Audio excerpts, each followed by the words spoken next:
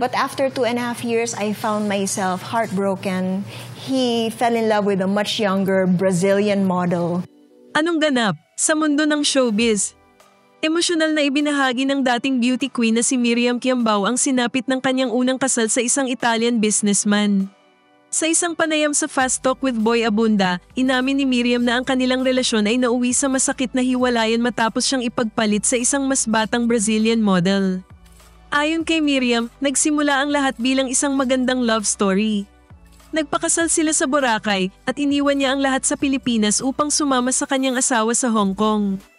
Ngunit sa kabila ng magagandang alaala, matapos ang 2 taon at kalahati, natuklasan niyang mayroon ng iba ang kanyang asawa. I met this Italian, he pursued me, he proposed, and of course, he was my dream man.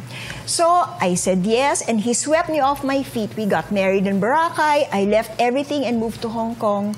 But after 2.5 years, I found myself heartbroken.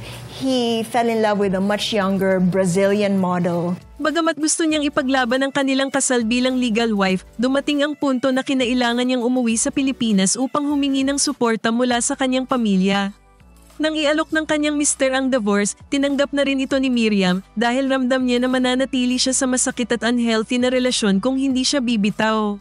Sa kabila ng masakit na nakaraan, natagpuan ni Miriam ang panibagong pagmamahal sa kanyang kasalukuyang asawa na si Eduardo Roberto Jr., na ngayon ay nagbibigay sa kanya ng masayang pamilya at tahimik na buhay.